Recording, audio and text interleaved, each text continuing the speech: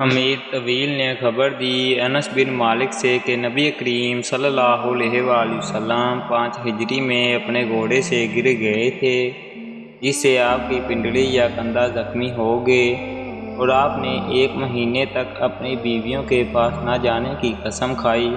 آپ اپنے بالا خانے پر بیٹھ گئے، جس کے زینے کھجور کے تنوں سے بنائے گئے تھے۔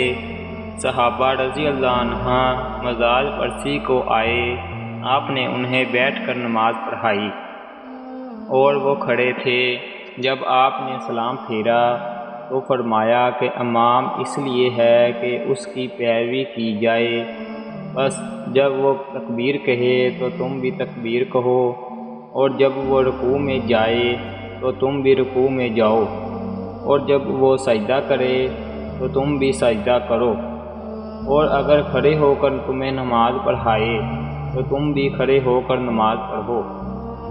اور آپ 29 دن بعد نیچے تشریف لائے تو لوگوں نے کہا، یا رسول اللہ، آپ نے تو 1 مہینہ کے لیے قسم کھائی تھی۔ آپ صلی اللہ علیہ وآلہ وسلم نے فرمایا کہ یہ مہینہ 29 دن کا ہے۔